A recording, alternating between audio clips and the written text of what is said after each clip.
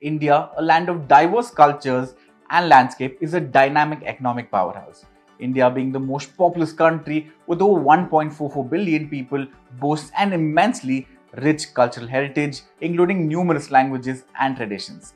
India's gross domestic product, or rather GDP, has been steadily growing, and a handful of states have been instrumental in propelling this growth. Have you ever wondered which are the top contributors to India's GDP? Don't you worry. In this special episode of Independence Day, we will talk about these champion states of India who are making significant contributions to India's economy. We will delve into the finer details and list down the top 4 states contributing the most to the Indian economy on several metrics like gross state domestic product, literacy rate, FDI inflows, health and education infrastructure, key sectors thriving in the state, and several other metrics. So without further ado, let's begin. You're watching Informed Investor, an initiative by Equentis. India, a South Asian nation and one of the oldest civilizations in the world, is the 7th largest country by area and the most populous country with over 1.44 billion people. Though it looks small on the map, no one can underestimate this nation, which has rich heritage, culture, languages, and religions. India stands apart from the rest of Asia, marked off as it is by mountains and the sea, which gives the country a distinct geographical entity. Bounded by the Great Himalayas in the north, it stretches southwards and at the Tropic of Cancer tapers off into the Indian Ocean between the Bay of Bengal on the east and the Arabian Sea on the west. India, a union of states, is a sovereign, secular, democratic republic with the parliamentary system of government. India has 28 states and 8 union territories, each with its distinct identity, unique demography, history, culture, dress, festivals, language, etc. From the snow-capped Himalayas in the north to the palm-fringed beaches of the south, India offers a breathtaking range of landscapes. Linguistically, India is a treasure trove. With over 22 official languages and thousands of dialects, it's a polyglot's paradise. This linguistic diversity is a reflection of the country's cultural mosaic. Hinduism, Islam, Christianity, Sikhism, Buddhism, Jainism, and all coexist peacefully, creating a harmonious blend of traditions and beliefs. But on the economic front, India has witnessed a remarkable transformation. For decades, the country was shackled by the rigid controls and bureaucratic rhetoric. However, the liberalization reforms of 1991 ushered in a new era of economic growth. The government opened up the economy to foreign investment and reduced trade barriers and deregulated industries. This bold move unleashed the entrepreneurial spirit of the nation, leading to rapid industrialization and a rapid growing service sector. The impact of liberalization was profound. India's GDP surged, creating millions of jobs and lifting millions out of poverty. The country emerged as a global IT powerhouse, with cities like Bengaluru and Hyderabad becoming synonymous with technological innovation. The liberalization era also paved way for a consumer boom, as rising incomes fueled demand for goods and services. Today, India is a magnet for multinational corporations. Attracted by the country's large and growing market, low labor costs, and a skilled workforce, global giants are setting manufacturing plants and offices in India. This influx of foreign investment has further accelerated economic growth and created new opportunities for the Indian businesses. But have you noticed the economic growth in India being uneven? While some states, often referred to as champion states, have harnessed the opportunities of liberalization and achieved rapid development, others have lagged behind. Now let's list our states based on their contribution to the national GDP. But before that, can you guess who could be the top 4 contributors? Anyway, let's jump in and look at the data. At the top position, Maharashtra leads with a gross state domestic product, or GSDP, of 38.79 lakh crores. Second comes Tamil Nadu at 28.3 lakh crore, followed by Karnataka at 25.7 lakh crore. The 4th and 5th positions are closely fought by Gujarat and Uttar Pradesh respectively. The least contribution is by our northeastern states of Arunachal Pradesh and Nagaland. While this looks appealing and good, there is another important metric, which is the debt to GDP ratio. Just like how we have the debt to GDP ratio of India, which is a fundamental economic metric in assessing India's ability to manage its debt burden and overall economic well-being, we will calculate the debt to GDP ratio of Indian states. Just to highlight, the overall debt to GDP ratio of India stands at 81.3% for 2023. At the same time, for the US, the debt to GDP stands at 116%, and for Japan, a massive 239%. In simple terms, the lower the ratio, the better is the country's ability to repay its borrowings. Okay, now let's look at the Indian states' performance. The debt to GDP ratio of Indian states is calculated by dividing the total outstanding debt of a specific state by its gross domestic product and multiplying by 100 to express it as a percentage.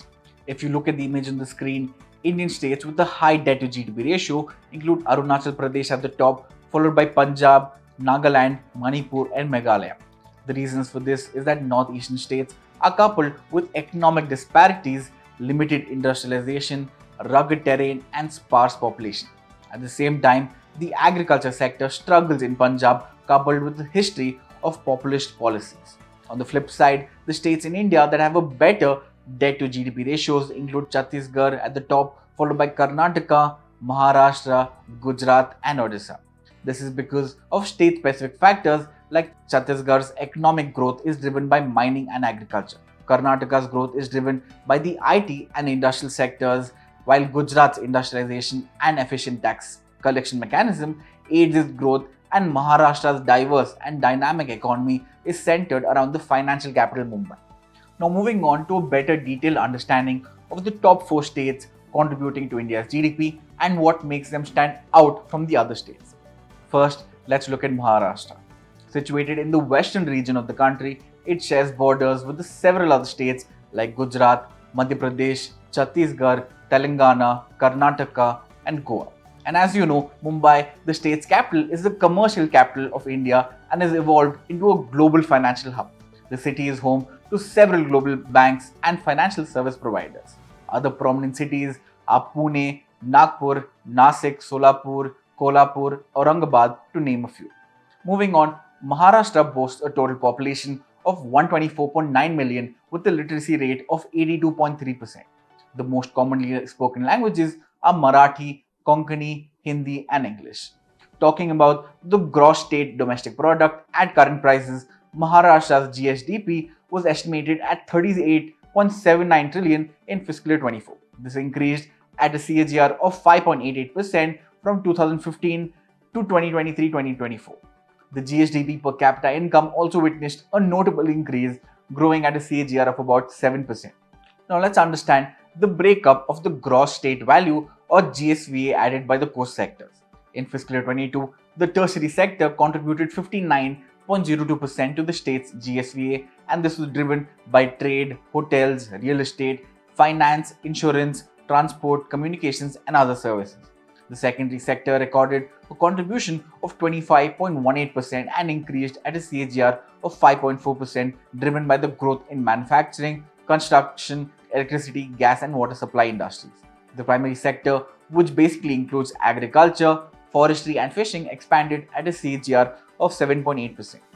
Now, what about the health and education infrastructure? In fiscal year 22, Maharashtra had 1,678 AICTE approved educational institutes. The government of Maharashtra allocated about 16.6% of the budget towards education, sports, arts, and culture sector.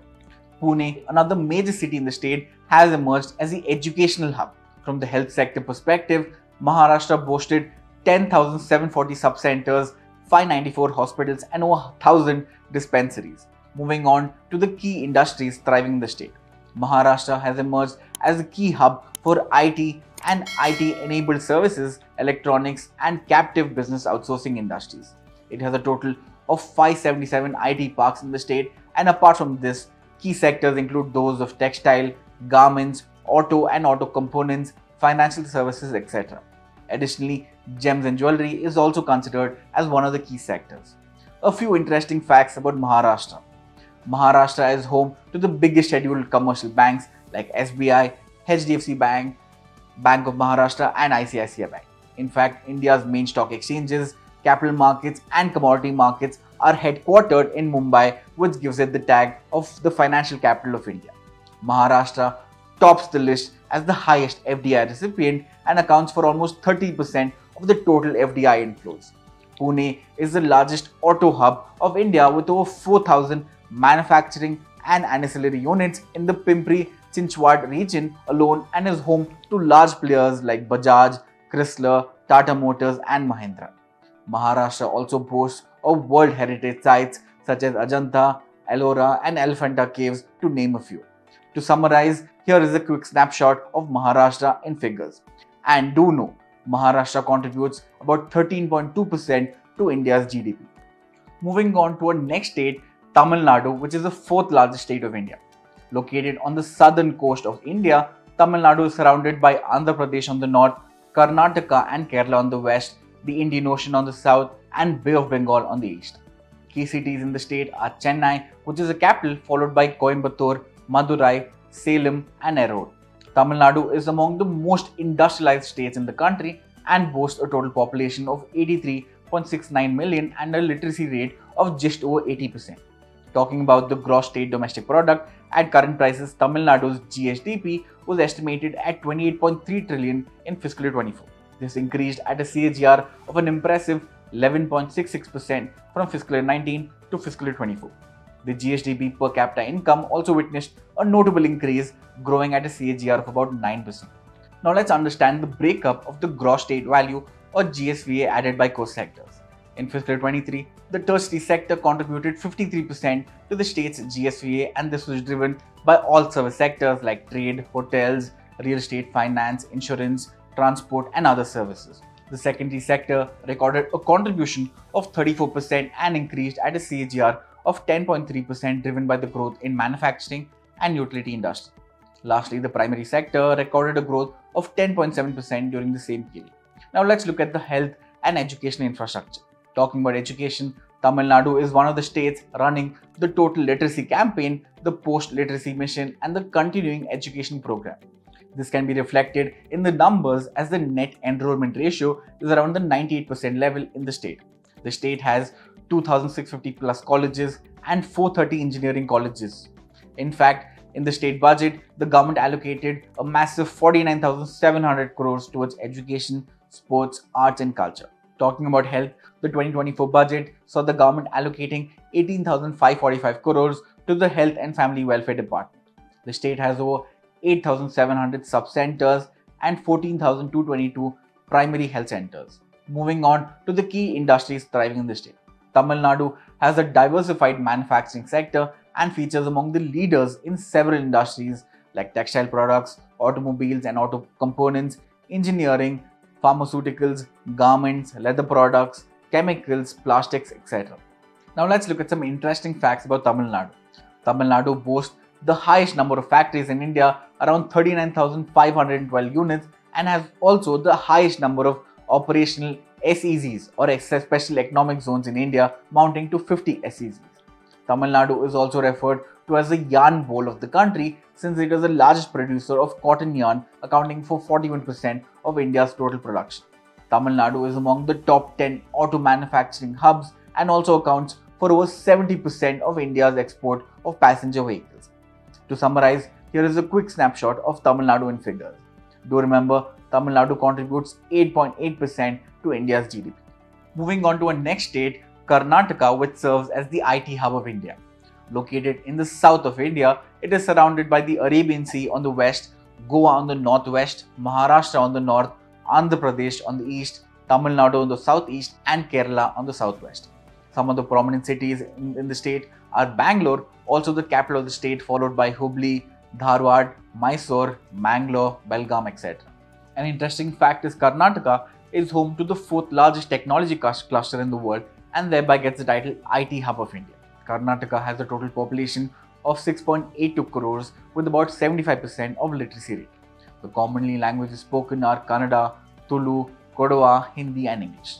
Talking about the gross state domestic product, at current prices, Karnataka's GSDP was estimated at Rs 25.7 trillion in fiscal year 24. This is estimated to reach about 28 trillion by fiscal year 25 and has increased at a CAGR of an impressive 11.61% over the years. The GSDP per capita income also witnessed a notable increase, growing at a CAGR of about 10.7%. When looked at the breakup of the GSDP composition by sector, the tertiary sector was the fastest growing and contributed 66.72% to the state's GSDP. This was driven by IT services, hotels, real estate, transport, communications, to name a few. The primary sector, which primarily involves agriculture, rose at a CAGR of 13.5% and now contributes 13% to the overall GSDP. Now let's look at the health and education infrastructure. Talking about education, the state budget allocated a massive 40,495 crores to education, sports and culture. In terms of the number of universities, Karnataka ranks 5th among all Indian states and union territories with 82 universities. Of these, 37 are state public universities, 23 are state private universities and 12 are private deemed universities. Additionally, Karnataka is home to some prestigious and premier institutions like Indian Institute of Management, Bangalore, Indian Institute of Science and NLSIU. On the other hand, Karnataka has made tremendous efforts to improve the health status of its people in the last few decades. According to the state budget 2024-25, rupees 16,356 crores was allocated for the health and family welfare. The total health institutions across the state account for about 12,360 facilities. Now moving on to the key industries thriving the state. Karnataka's economy is driven by key sectors such as information technology, biotechnology, manufacturing, engineering, aerospace, and agriculture. Bengaluru, the state's capital, serves as a global IT hub, hosting numerous major tech companies such as Infosys, TCS, and Wipro that significantly contribute to the state's GDP. Let's look at some interesting facts. Karnataka is the IT hub of India and home to the 4th largest technology cluster in the world after Silicon Valley, Boston, and London. Karnataka boasts of a diverse flora and fauna and a 320 kilometers natural coastline, which makes it a nature's tourist paradise. More than 60% of the biotechnology companies in India have a base in Bangalore, and the state derives 50% of the total revenue in India's biotechnology sector. Karnataka is home to about 70% of coffee production and 43% of the mulberry skill production in India. Lastly, Karnataka is termed as the knowledge capital of India as it attracts a pool of skilled labor in the knowledge sector. Furthermore, the state produces a large number of doctors, engineers, and medical technicians, giving it that tag. To summarize, here is a quick snapshot of Karnataka in figures. Karnataka contributes about 8.4% to India's GDP. Moving on to a 4th state, Gujarat, the port capital of India. Located on the western coast of India, Gujarat has the longest coastline of 1,600 kilometers in the country. The state shares its borders with Rajasthan, Madhya Pradesh, Maharashtra, and the union territories of Daman and Diu and Dadra and Nagar Haveli. The Arabian Sea borders the state both to the west and the southwest. Some of the prominent cities in the state are Gandhinagar, which is the capital, followed by Ahmedabad, Vadodara, Surat, and Jamnagar, to name a few. Gujarat has a total population of 72.7 million and has a literacy rate of 78%. The most commonly spoken languages in the state are Gujarati and Hindi. Talking about the gross state domestic product at current prices, Gujarat's GSDP was estimated at Rs 25.63 trillion in fiscal year 24. This is estimated to reach 27.9 trillion by fiscal year 25 and has increased at a CAGR of an impressive 10.5% over the years. The GSDP per capita income also witnessed a notable increase, growing at a CAGR of about 8.7%. When looked at the breakup of the GSDP composition by sectors, the secondary sectors was the fastest sector and contributed about 43% to the state's GSDP. This was driven by the expansion in manufacturing, construction, and electricity, gas, and water supply industries. The primary sector, which involves agriculture, rose at a CAGR of 10.5% and now contributes 20% to the overall GSDP. Moving on to the health and educational infrastructure. Talking about education, the state has been consistently increasing the budget allocation towards education, and for fiscal year 25 it amounted to rupees 18,634 rupees. The state has also seen notable increases in secondary and higher education as compared to the years of 2018-2019. Talking about the health, the fiscal year 25 budget allocated 19,348 crores towards health and family welfare. Over 10,413 crores have been provided for the social welfare and nutrition department as well. The state has also seen commendable increase in facilities with 9,132 centers and over 1,800 primary health centers. Moving on to the key industries thriving in the state. With only 6% of India's landmass and barely 5% of its population, Gujarat has achieved the distinction of being one of the most industrially developed states and emerged stronger in terms of economic and industrial development. Several industries like dairy, chemicals, textiles, gems and jewelry, oil, pharmaceuticals, logistics sectors all thrive in the state. Just to put a few facts ahead of you, Gujarat has the world's largest refining hub at Jamnagar. The textile industry contributes around 6% to the total industrial production in the state, and interestingly, Gujarat is the largest producer of denims in India, about 65 to 70%, and the third largest producer in the world. And no wonder it gets a title as the Manchester of East and Denim City. Gujarat accounts for 90% of all diamond cutting and polishing globally. Additionally, Gujarat handles 40% of India's cargoes. Gujarat ranks first in India's chemical manufacturing output and is a major producer of pharmaceuticals. Moreover, Gujarat was ranked as the best performer in All India State Startup Ranking by DPIIT in the year 2022. To summarize, here is a quick snapshot of Gujarat in figures. Don't forget, Gujarat contributes about 8.27% to India's GDP. Now that we've looked into the top 4 contributors, let's look at a few other metrics to compare these states. Let's start with the FDI inflows into the state. Foreign direct investment plays a crucial role in driving economic growth and development. It brings in much needed capital, technology, and expertise, which can create jobs, boost infrastructure development, and enhances competitiveness. When looked at the 5 states with FDI inflows, Maharashtra has received the highest FDI, amounting to 5.32 lakh crore since the year 2000, which accounts for almost 30% of the total inflow in the country. Karnataka comes in second, amassing 22%, followed by Gujarat at 17%.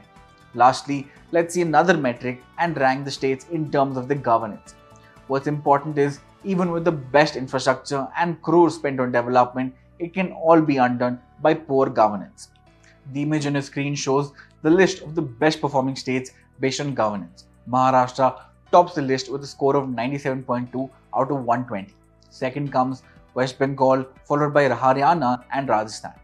The parameters involved for the rankings are criminal records of MLAs, Panchayat Devolution Index, number of e-services rolled out by the state governments for citizen participation, and ease of doing business and progress of the Digital India program. Now, to conclude, India's economic landscape is shaped significantly by its top performing states, each contributing uniquely to the nation's GDP. Maharashtra, Tamil Nadu, Karnataka, and Gujarat stand out as economic powerhouses, driving growth through diverse sectors such as IT, manufacturing, and services. However, the stark disparities in development across states underscores the need for a balanced approach. While these champion states continue to lead the way, it's imperative that India focuses on uplifting lagging regions to harness the full potential of its diverse landscape. A concentrated effort to bridge the development gap is crucial for realizing India's vision of becoming a global economic superpower. Having said that, this is me, Rahul Hassan, signing off. Have a great day and stay safe. Investments in securities market are subject to market risks. Read all the related documents carefully before investing.